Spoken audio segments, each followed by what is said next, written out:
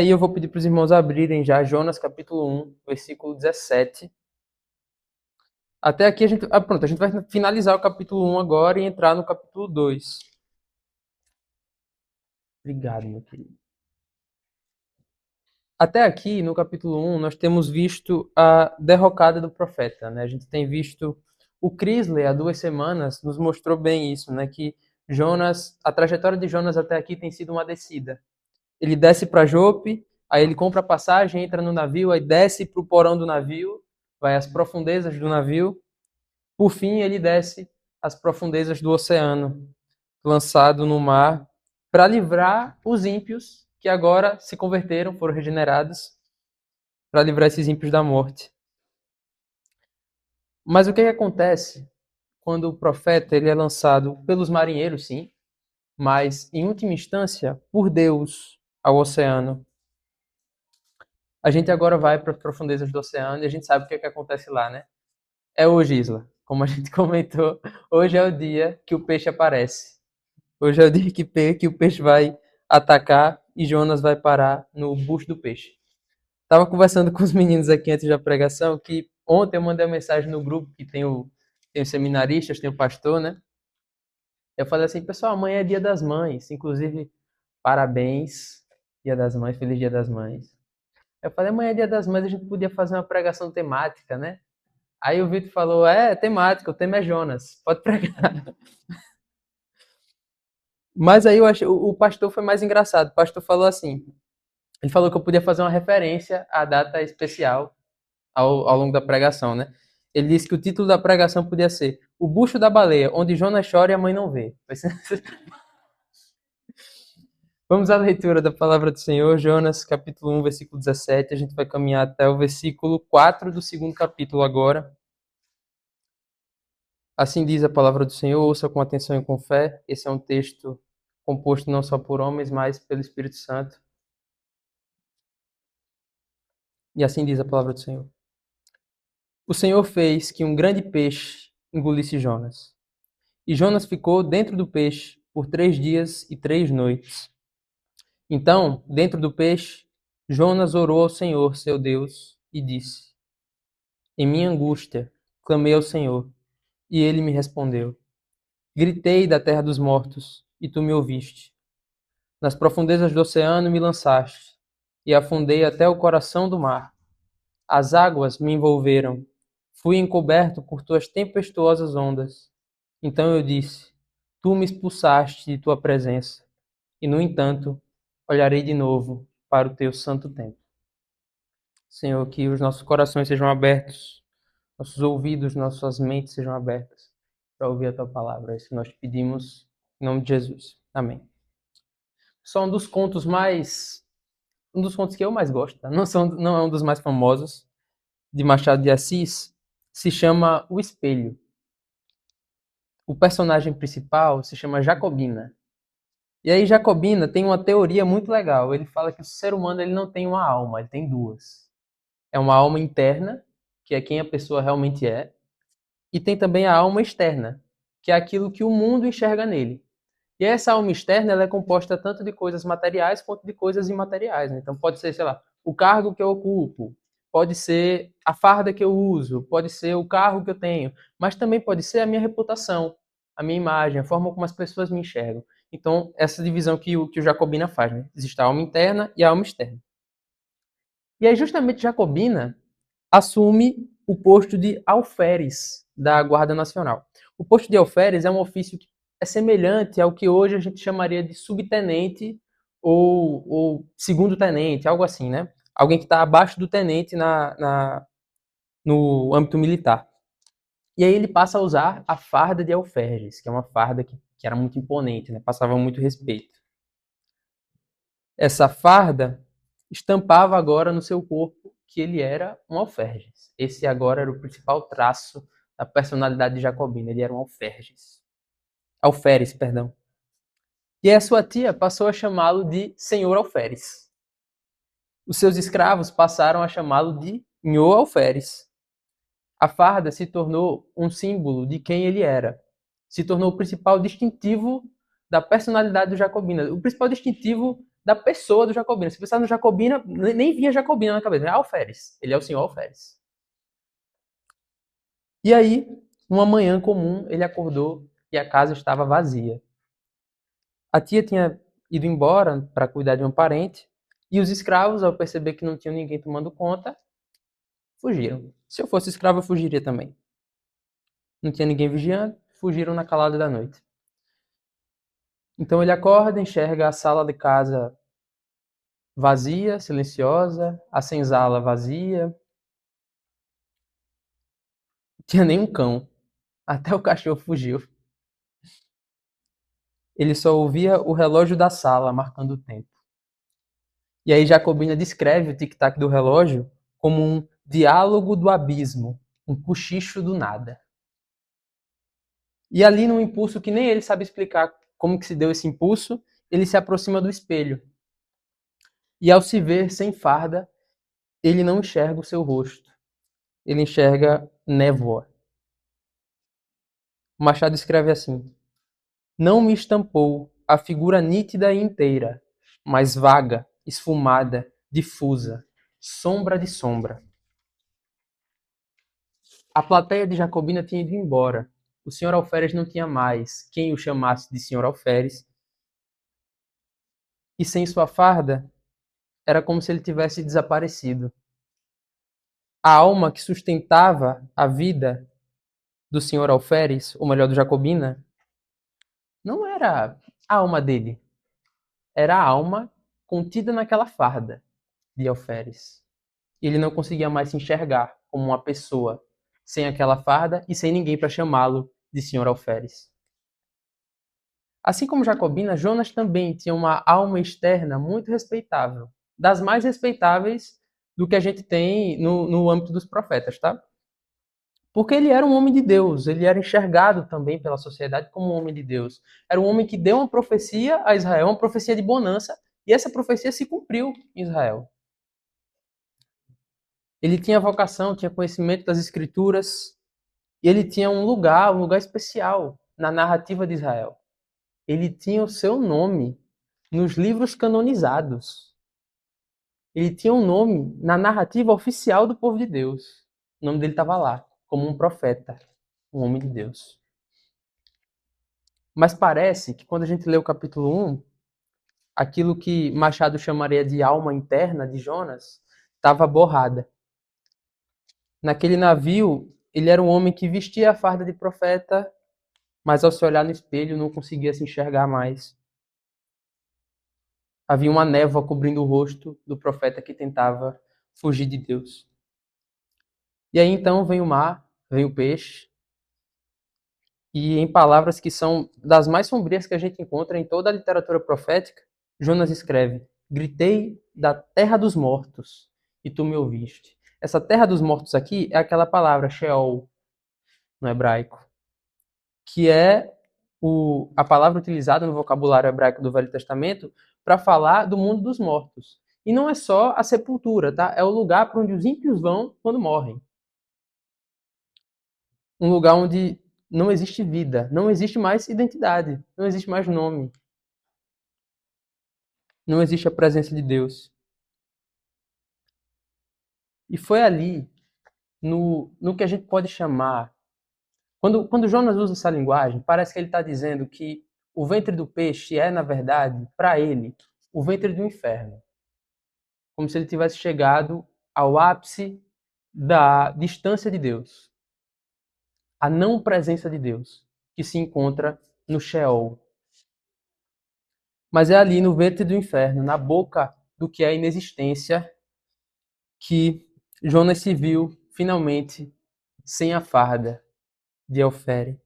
Ele se viu despido e o peixe funcionou como um espelho para que Jonas pudesse se enxergar. E sem a audiência que chamava ele de profeta, sem a alma externa que justificava ele como um homem de Deus, ele recorreu para onde dava para recorrer. Havia restado em Jonas, pela misericórdia do Senhor, apenas a palavra de Deus. a palavra que habitava em seu coração. Não porque ele era bom, mas porque Deus o amava muito. Que a gente aprende nesse livro que Jonas era muito amado por Deus. Vamos tentar entender melhor isso analisando com mais cautela cada etapa do texto que a gente leu. Olhem para o versículo 17 do capítulo 1, que vai dizer que o Senhor fez que um grande peixe engolisse Jonas. Algumas versões vão dizer que Deus preparou o peixe, ou Deus deparou um peixe para que engolisse Jonas. E Jonas ficou dentro do peixe por 3 dias e 3 noites. E aqui é necessário que a gente se esforce, gaste uma energia com isso, para que a gente foque naquilo que o texto quer que a gente foque. Porque nessa cena a gente pode, se a gente se descuidar só um pouquinho, colocar esse peixe em evidência e trazer a discussão aqui se era um peixe, se era uma baleia. Alguns dizem que era uma cachalote, outros dizem que era um tubarão, um megalodonte, que não existe mais. Porque peixe não é baleia, né? Se é baleia, baleia é mamífero, não é peixe, então não sei. Mas a palavra no hebraico, inclusive, muitas vezes é usada a mesma palavra para peixe e baleia. Então a gente não tem como saber o que era. Eu gostei da solução que a Isla deu no último PG. Ela disse que era o Expresso Jonas, era um peixe que foi feito só para Jonas. Aí ele fez o que tinha de fazer, fez o que Deus queria que fizesse, depois deixou de existir. Eu achei sensacional. Mas prestem bem atenção, tá? Porque o sujeito principal dessa ação que a gente acabou de ler não é o peixe. É o Deus que preparou o peixe. É o Deus que fez com que aquele peixe estivesse ali na hora certa, no lugar certo, executando a ação que Deus queria que ele executasse. Deus é o organizador último de toda essa cena. É quem preparou o que está acontecendo. E o cenário é muito legal. Olha só, Jonas é o profeta de Israel, conhecedor de teologia, das escrituras, um nacionalista, defensor ávido da sua pátria. E esse homem está fugindo do Senhor. Ele é o vilão da história aqui.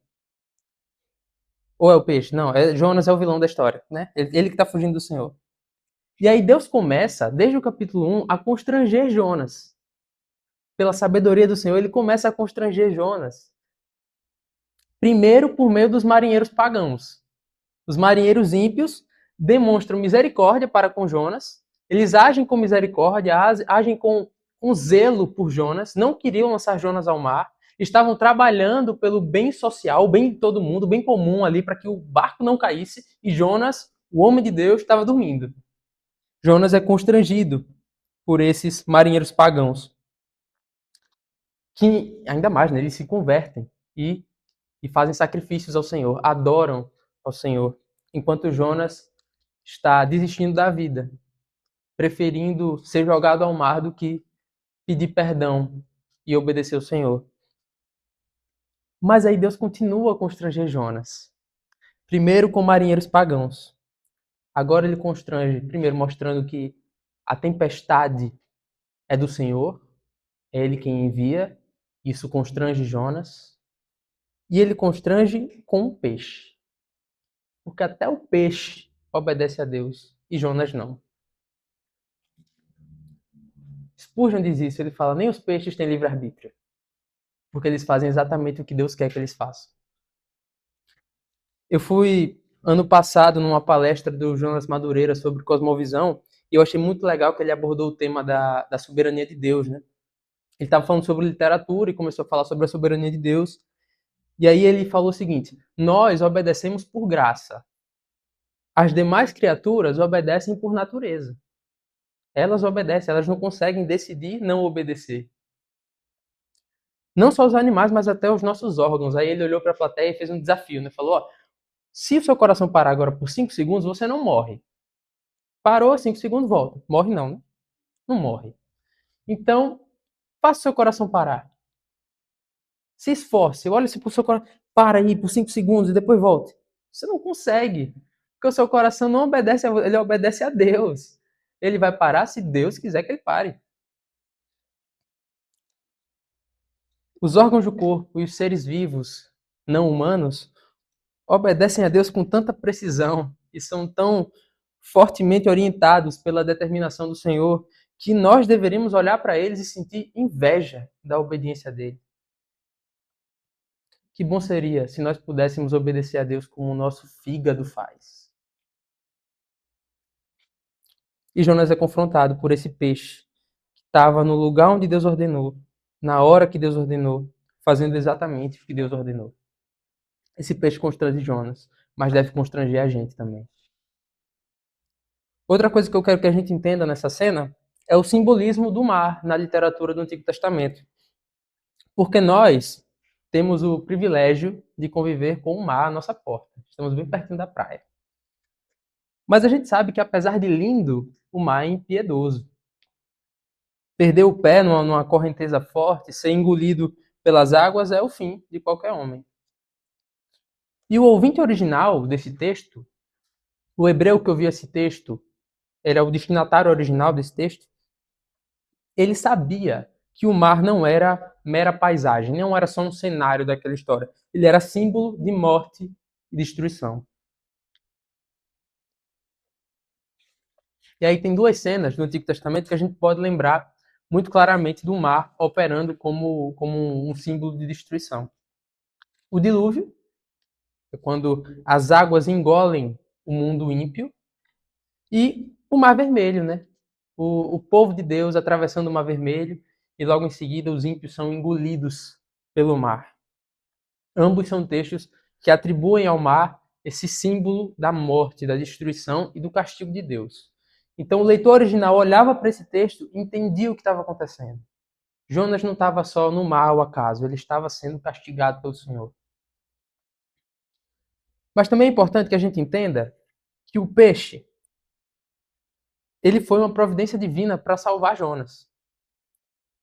Apesar de a gente crescer ouvindo que esse é o ponto alto da punição de Jonas, o que não está de todo errado, tá? O peixe também é parte da punição de Jonas. Mas a gente precisa entender também que sem o peixe, Jonas morreria afogado. Jonas não se salvaria. É justamente o peixe que interrompe a descida de Jonas. Jonas está descendo, descendo, descendo. O peixe interrompe essa descida. E talvez a gente esqueça que Jonas não foi lançado naquele mar para morrer. Ele não sabia ainda, mas ele estava sendo lançado não para a morte, mas para os braços do Deus de quem ele fugia. Inclusive, talvez no momento em que ele foi lançado ao mar, ele até preferisse a morte. Ele preferia morrer mesmo do que ser salvo para ter que pregar em Nínive. Ele não queria pregar em Nínive de jeito nenhum. Mas Deus estava mostrando a Jonas que nem sobre a morte dele ele tinha controle. Quer fugir de Deus? Não vai. Ah, quer morrer? Também não vai. Só vai morrer se Deus quiser que morra. Deus frustra os planos de fuga do profeta do mesmo jeito que faz com a gente. Em muitas oportunidades nós nos deparamos com o Senhor frustrando as nossas vontades pecaminosas. Por graça. É uma bênção que Deus frustre os nossos planos de fugir do Senhor, de nos afastar dele. A gente acabou de cantar uma música, Salmo 139, que é do João Manô. Tem outra música dele que é muito legal, chama Maturidade, que ele escreve assim: os temporais que tombam os nossos planos vêm de Deus, e eles são maiores do que nós. Isso é verdade. E glória a Deus por isso. O peixe foi preparado para cumprir o propósito de redenção de Jonas. Porque a graça do Senhor nem sempre vai parecer com a pajuçara quando está na maré baixa, que a gente consegue ver as algas no chão, que é uma coisa maravilhosa. Nem sempre vai ser assim. Por vezes, a graça do Senhor vai nos levar ao fundo do poço. Por graça, Deus vai nos levar ao fundo do poço para que lá nós encontremos os nossos espelhos e nos vejamos sem as nossas fardas, sem as nossas almas externas, para que possamos finalmente entender que somos dependentes de Deus. Deus faz com a gente também o que fez com Jonas. Ele nos prepara tempestades e peixes enormes para nos salvar de nós.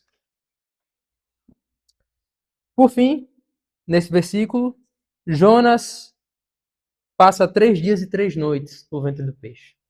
Esse era o tempo que era guardado para saber se a pessoa morreu de verdade, né? Se a pessoa estava morta mesmo.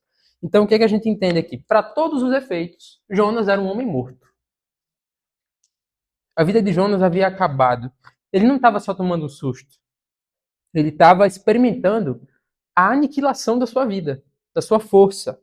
da sua esperança na vida terrena.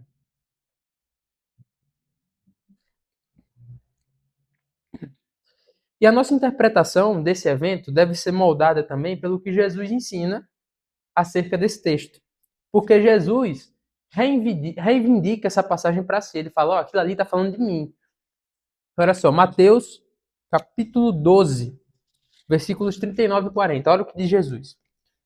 Jesus, porém, respondeu: Vocês pedem um sinal, porque são uma geração perversa e adúltera. Mas o único sinal que lhes darei será o do profeta Jonas. Pois assim como Jonas passou 3 dias e 3 noites no ventre do grande peixe, o Filho do Homem ficará 3 dias e 3 noites no coração da terra. Jonas, da mesma forma que sim, o simbolismo está aí pelos 3 dias e 3 noites, mas não só por isso. Jonas escapa dessa morte pela graça de Deus, a gente sabe disso. E ao escapar, ele leva salvação aos gentios por meio da pregação. Ele prega e leva. Spoiler aqui: Jonas volta a Nínive, prega e os ninivitas se convertem. Mas Jesus, que é maior que Jonas, volta também do coração da terra após 3 dias e 3 noites para salvar o mundo por meio da execução da obra do Evangelho. Então, Jonas é uma sombra daquilo que seria Jesus no futuro. Agora a gente vai avançar e entrar no capítulo 2. Finalmente encerramos o capítulo 1, mais de mês já. Agora a gente chega no capítulo 2.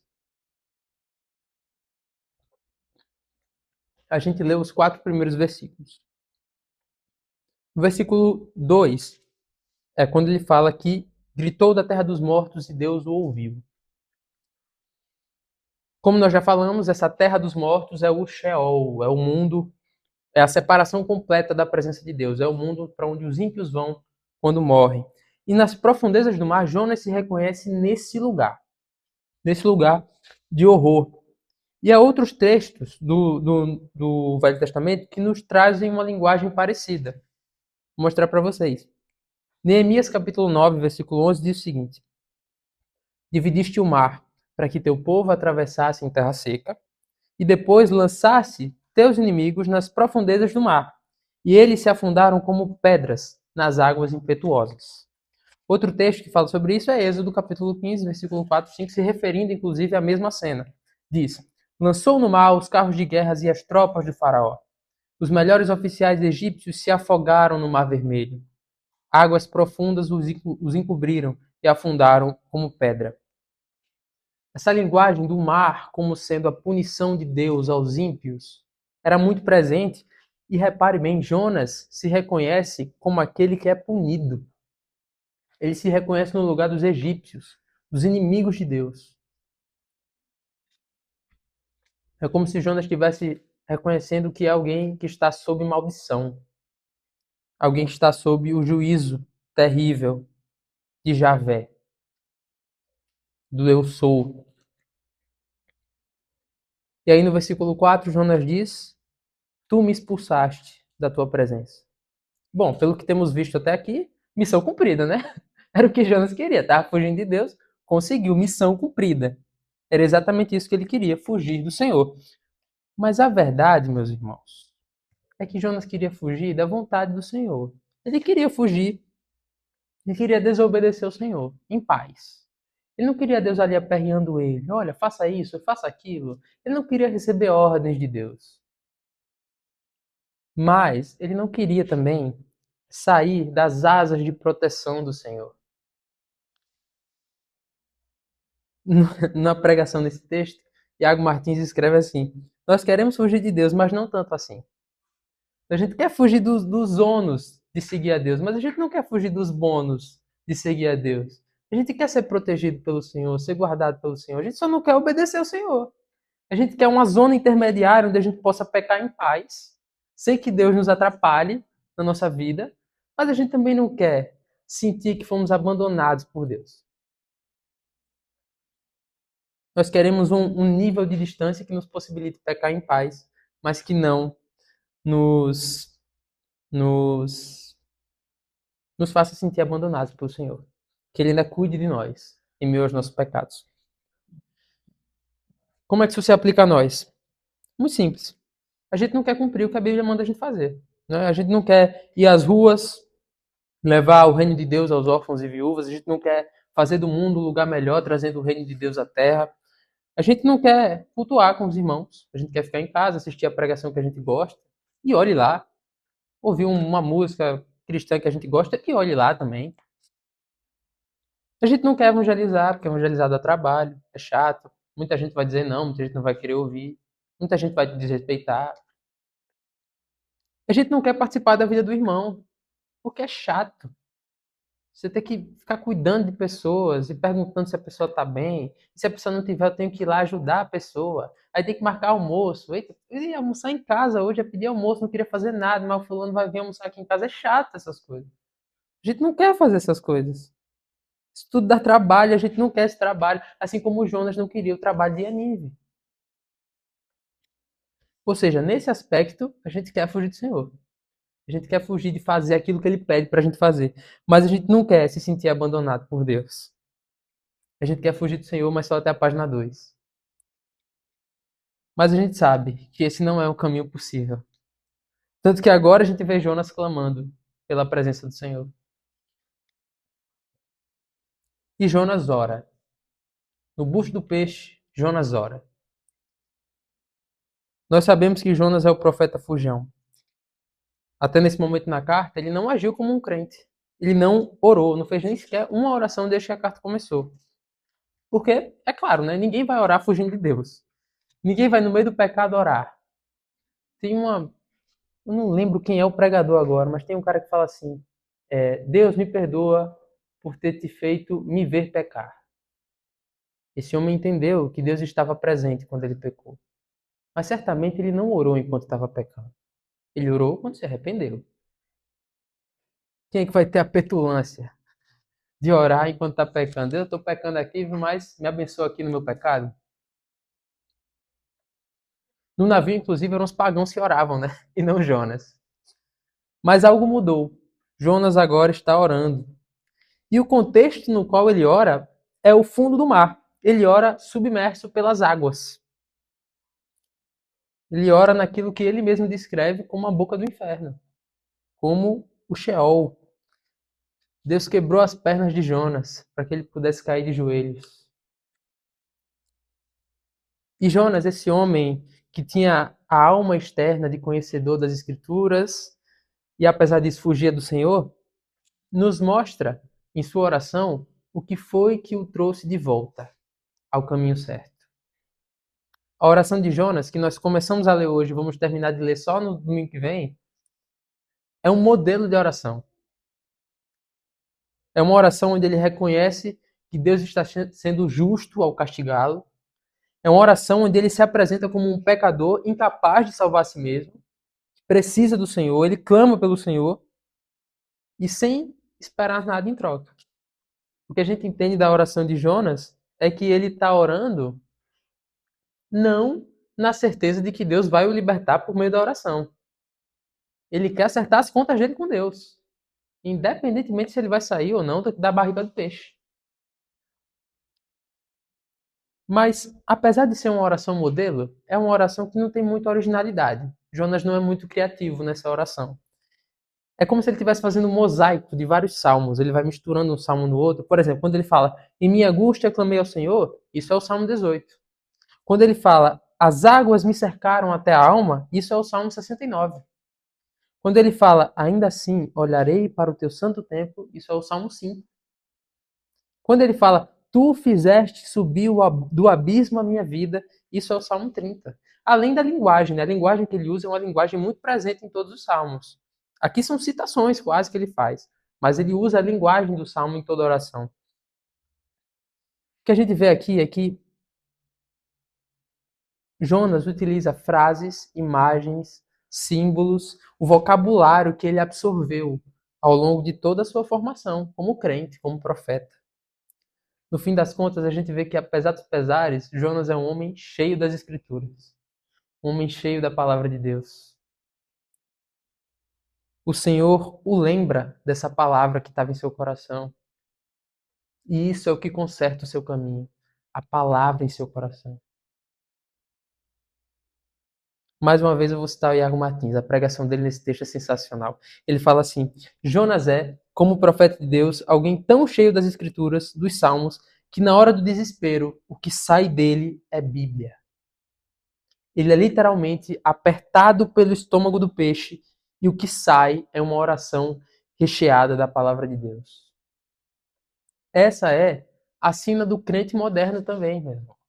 É a nossa sina. Porque a gente pode ter conhecimento das Escrituras e ainda assim fugir do Senhor. O Salmo 119 é um salmo que mostra exatamente isso acontecendo. Ele chama muita atenção. Olha só, o versículo 105, sim, 105, é um salmo gigantesco. O versículo 105 diz o seguinte: o salmista escreve: Tua palavra é lâmpada para meus pés e luz para o meu caminho. Um dos versículos mais lindos das Escrituras, falando da própria Escritura. É um dos grandes versículos de louvor à palavra de Deus. O salmista se define como alguém que ama a palavra do Senhor. Depois ele diz que a lei do Senhor é o meu prazer. Mas aí a gente chega ao último versículo do Salmo, que diz: Andei sem rumo, como ovelha perdida. Vem buscar teu servo, pois não me esqueci dos teus mandamentos. Ou seja, apesar de conhecedor das Escrituras, o salmista se reconhece como alguém sem rumo, sem direção. Ele se compara a uma ovelha perdida. E, irmãos, a imagem da ovelha é sensacional, porque a ovelha é maravilhosa. Ela é fofinha. Nós somos as ovelhas de Cristo, somos as ovelhas do nosso pastor. Olha que coisa linda. Mas a ovelha é um animal desmemoriado. Por isso que ela precisa do pastor, senão ela se perde. O cachorro não. Se você soltar o cachorro vai volta para casa, ele enterra um osso, aí vai, viaja para a Alemanha, volta e vai saber onde o osso está enterrado. O gato, se soltar o gato, ele pode sair. Tem gato que fica mais fora que dentro de casa, né? Mas ele sabe onde é a casa dele. A ovelha, sem pastor, anda sem rumo. Ela vê o penhasco e pula no penhasco. Vou cair aqui, olha só um penhasco e pula. Por isso que tem o cajado para o pastor ir lá buscar a ovelha. Porque ela fica caindo em buraco, porque ela não sabe andar. E é exatamente por isso que o salmista clama: Vem buscar teu servo. Porque ainda que a gente conheça a palavra do Senhor, quando a gente sai do prumo, é necessário que o Senhor nos busque. A gente não consegue voltar sozinho. Mas ele termina dizendo: Pois não me esqueci dos teus mandamentos. Existe aqui uma tensão. Porque o conhecimento das Escrituras não nos é suficiente para sermos achados pelo Senhor. Mas é por meio do conhecimento das Escrituras que o Senhor nos acha. Foi assim com o salmista, foi assim também com Jonas, e é assim conosco. Nas nossas angústias, nas nossas aflições, quando nós somos transpassados pela vida, quando o nosso pecado vem à tona, quando a gente foge do Senhor, quando a gente chega aos nossos abismos, seja de provações, seja da própria disciplina do Senhor, é a palavra de Deus que deve vazar do nosso intestino. Se a gente levar uma facada no bucho, o que deve vazar do nosso intestino é a palavra de Deus. Nós devemos ter tanto das Escrituras dentro de nós, que no dia em que formos moídos pela vida, o nosso caldo seja composto por salmos, orações, hinos ao Senhor. No momento de desespero, é da palavra guardada em nós que nós precisamos para poder retornar ao caminho certo.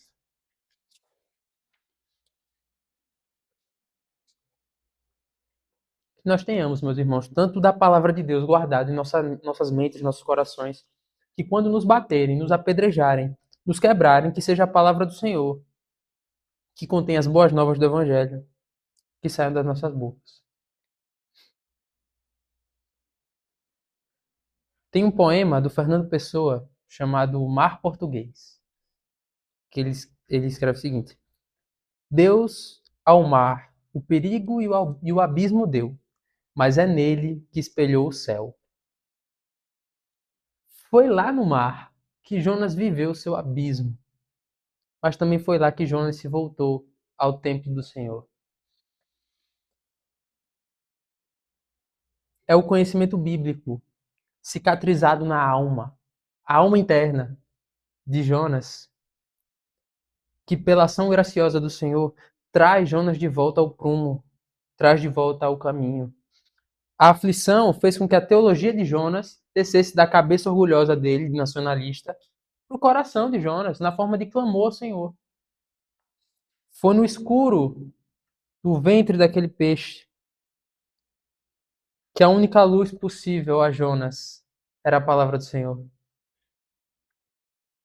Nas profundezas do oceano, no pior lugar possível, foi que Deus o lembrou das palavras graciosas das Escrituras. E aí um pastor que eu ainda não citei aqui, eu vou citar agora, o Iago Martins, ele escreve que talvez, se a gente queira se aproximar mais de Deus, a disciplina espiritual que a gente precisa trabalhar não seja a oração e nem o jejum e nem a leitura. Talvez o que falte a nós seja um pouco de sofrimento. Foi o sofrimento que trouxe Jonas de volta ao prumo. Claro, o sofrimento, mais a palavra de Deus em seu coração, mais, o mais importante disso tudo, a ação graciosa do Senhor. Então, meus irmãos, Jonas é um modelo de oração. No último PG eu também comentei que tem um livro muito legal para a gente ler nessa temática parecida com a de Jonas, que é o livro do Moby Dick. É do Melville, né? Ele que tem uma temática até que lembra um pouco Jonas e tal. Aí tem um pastor nesse livro que ele prega em Jonas. Ele tem um sermão completo dele em Jonas, nesse livro. E ele prega bem, ele é bom pregador, expõe a Bíblia, é impressionante. E um dos trechos dessa pregação, ele escreve o seguinte, ó. Melhor, ele diz, né, que ele está pregando. Ele diz o seguinte: a verdadeira tempestade que precisava cessar não era a dos mares, era a do coração do profeta. Porque Jonas até aqui optou pela parte fácil. Ele fez o que era fácil. Ele quis fugir, depois ele quis morrer. Se arrepender não, que se arrepender é difícil. Ele quis fugir, ele quis morrer. Mas Deus é quem é especialista em operar o mais difícil. E ele faz isso, ele escolhe tratar o coração do profeta. Ele poderia desistir de Jonas e chamar outro profeta, por que não? Mas ele escolhe tratar o coração do profeta e ele faz isso por meio do sofrimento e por meio da palavra. Essa é a combinação perfeita. Quando a dor chega e o nosso consolo é a palavra do Senhor, nós estaremos mais fortes do que nunca, mais perto do Senhor do que nunca. E aí esse pastor que não existe, que é o Maple, ele nos ensina que o verdadeiro arrependimento, ele se preocupa mais com agradar a Deus do que com seu próprio destino. Tem uma, uma parte do sermão onde ele estabelece justamente isso, né? E aí ele fala um negócio muito bonito. Ele fala assim: meus irmãos, não pequem, mas se pecarem, se arrependam como Jonas. Não é um remorso ou um medo do inferno que salva o pecador, mas sim o desejo genuíno de acertar as contas com Deus. E Jonas tinha isso. Por fim, meus irmãos, notem que a preocupação de Jonas diante da morte iminente é a presença do Senhor, que ele personifica ali no templo do Senhor. O templo do Senhor significava isso, né? A presença do Senhor, onde Deus estava com o povo, perto do povo. Ele não está preocupado em sair do ventre do peixe, em voltar à vida, já que ele agora é um homem morto. Ele quer Deus de volta. Ele quer voltar para Deus. Estênio Márcio tem uma música muito bonita que se chama E Se, que é do texto de Jó, né? E aí no refrão ele fala assim: viver e só de ti viver, morrer ansioso por te ver. É a minha oração, é assim que eu queria ser. Que seja assim também, meus irmãos, o nosso anseio em meio à angústia. Ver o Senhor. Em outra canção, Estênio Márcio canta que com o amor fiel e puro do Senhor, nós vivemos em paz e morremos seguros. E é verdade, meus irmãos, com o Senhor a gente vive em paz e a gente morre seguro, protegidos por sua forte mão. Que seja esse o nosso anseio. Agora nós vamos às aplicações, são 3. 3 aplicações desse texto. A gente já falou mais ou menos disso, a gente vai só agora por fins didáticos, né? As aplicações no final, geralmente, o fim é didático. E geralmente são coisas que a gente já falou, a gente só agrupa aqui para ficar mais fácil. A primeira aplicação é que a disciplina de Deus pode vir na forma de uma tempestade. Porque a disciplina de Deus nem sempre se anuncia como disciplina. Ela pode chegar como uma tempestade, como um diagnóstico, como algo ruim na nossa vida. Algo com cara de desastre. Com certeza Jonas não viu o mar quando ele foi jogado e pensou: olha que legal, Deus está me salvando. De modo algum. E talvez a gente olhe para situações na nossa vida que a gente chama de desastre, talvez seja Deus mandando um peixe para salvar a gente.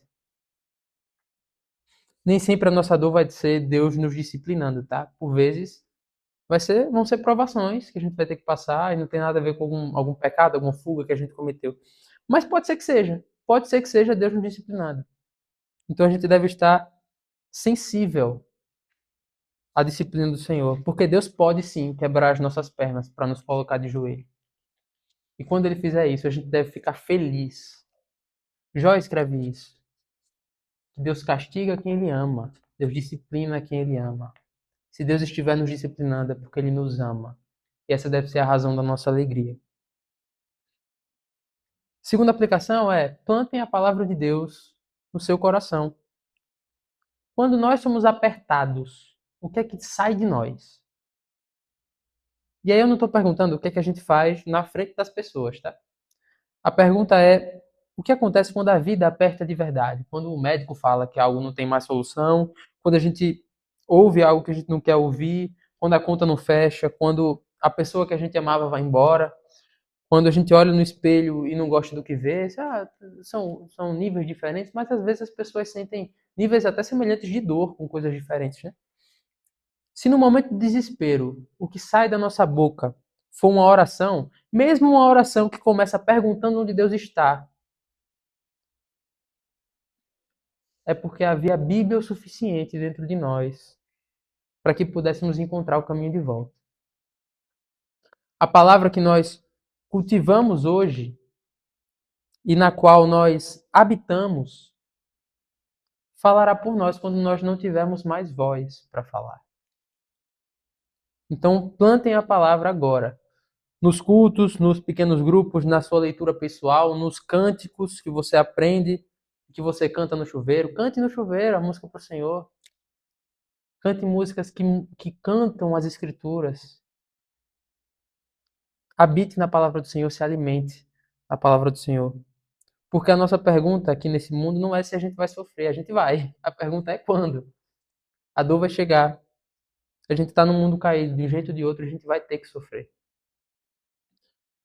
Vai chegar um dia em que a gente vai se perguntar se Deus se lembra de nós. Se é que não chegou ainda. E nesse dia a gente vai precisar da palavra de Deus para nos lembrar do caminho certo. Terceira e última aplicação é que Deus nos ouve do nosso abismo. Nós ouvimos o pastor do Moby Dick falar que o verdadeiro arrependimento se preocupa mais com agradar a Deus do que com o próprio destino. A preocupação é em acertar as contas com Deus e não se Deus vai nos libertar daquela situação. E aqui eu preciso falar algumas coisas, tá? Porque pode ser que uma pessoa que ouve esse sermão agora, seja aqui, seja a pessoa que vai ouvir pela internet, que a gente faz as publicações e tal, pode ser que hoje algum de nós esteja no ventre do peixe, nesse momento. E aí eu não sei como essa tempestade tem se manifestado, mas quem está passando por ela sabe. E pode ser que de alguma forma a pessoa que está nessa tempestade tenha contribuído para estar nessa tempestade. Pode ser que sim. E talvez esteja acontecendo com algum de nós, ou com alguns de nós, o que aconteceu com Jonas. Talvez a gente esteja esperando sair do peixe para se acertar com Deus. Esperando, não, quando eu resolver essa situação, aí eu vou para a igreja, eu vou falar com Deus, aí eu vou voltar para os caminhos do evangelho. Não, quando eu sair dessa, aí eu me arrependo, porque eu preciso me livrar disso aqui. Depois que eu me livrar, aí eu falo com Deus, né? Eu me acerto com o Senhor. A gente precisa entender que o arrependimento genuíno não decide quando vem. A gente não consegue escolher, não, agora eu vou me arrepender. Não, eu não vou me arrepender agora, só semana que vem eu vou me arrepender. Porque se a gente pensa que vai se arrepender na semana que vem, a gente tem que saber que a gente não vai. Se você pensa, não, eu vou me arrepender mês que vem, saiba que você não vai, a menos que haja uma transformação radical no seu coração. Se você não quer se arrepender agora, você não vai querer semana que vem, a menos que Deus opere o seu coração. Jonas não esperou sair do peixe, ele orou dentro do ventre do inferno, porque Deus ouve corações contritos até na boca do Sheol, na boca do inferno, caminhando para a destruição. Deus ouve corações contritos.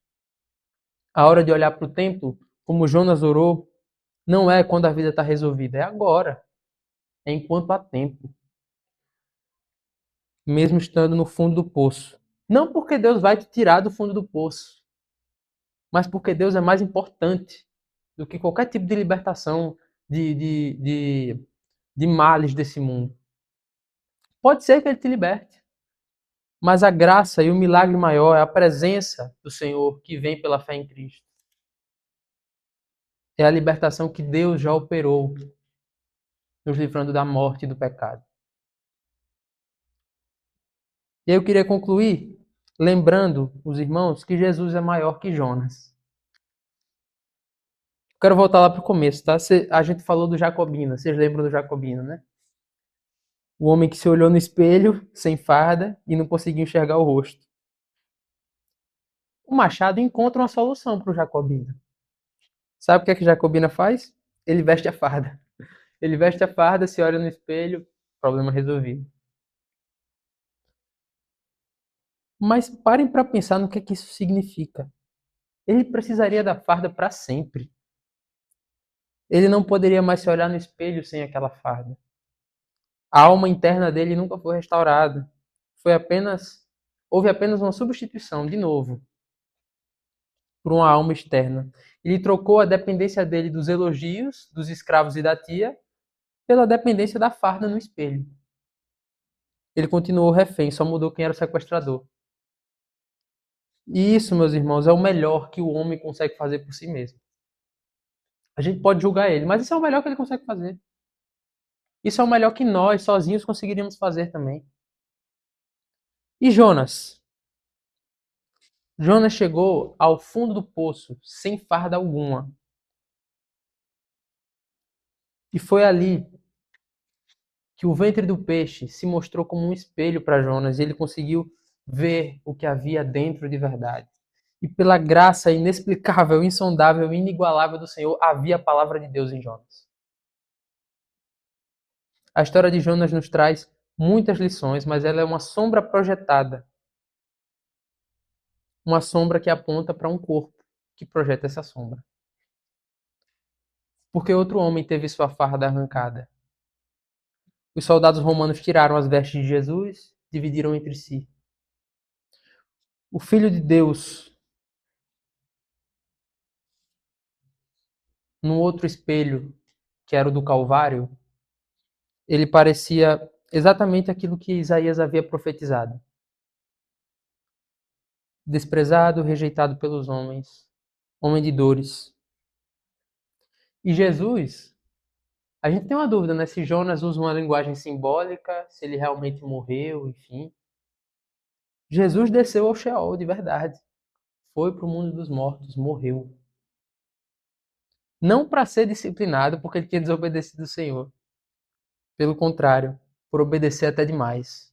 Obedecer até a morte, morte de cruz. Por conta do nosso pecado, da nossa fuga. Os anos que nós passamos construindo almas externas, de reputação, de status, de religiosidade, chamando tudo isso de vida. Jonas ficou 3 dias e 3 noites no ventre do peixe, mas Jesus ficou 3 dias e 3 noites no coração da terra. A grande diferença é que Jonas desceu pelo próprio pecado e foi salvo pelo Senhor. Jesus desceu pelo nosso pecado e ressuscitou para salvar a nós e a Jonas. O peixe que engoliu Jonas e o devolveu à praia é só uma sombra do sepulcro que engoliu Jesus, mas que foi vencido, que foi encontrado vazio. O peixe é uma sombra do poder da morte sendo derrotado pelo Senhor. Jonas olhou para o templo do fundo do Sheol e disse: Ainda assim, olharei para o seu santo templo. Ele estava olhando para a sombra da expiação em Jesus, porque era no templo, no altar do templo, onde o sangue dos animais cobria temporariamente o pecado do povo. Então Jonas estava ali reconhecendo que ele precisava de expiação pelos seus pecados. Ele precisava que alguém morresse pelos seus pecados. Nós hoje não temos mais a sombra, nós temos a realidade. Nós podemos olhar para Cristo, morto e ressurreto. O sangue que nós vemos não escorre pelo altar, o sangue que nós vemos escorreu pela cruz. E é definitivo. É poder de Deus. A questão que Machado não conseguiu resolver no seu conto, porque não tinha como resolver sem o evangelho mesmo, é essa. Como é que o homem tem uma alma interna real? Como que o espelho pode mostrar um rosto de verdade sem que tenha uma plateia para aplaudir? E a resposta, meus irmãos, é que Cristo desceu ao coração da terra por nós e ressuscitou. Não tem outra resposta.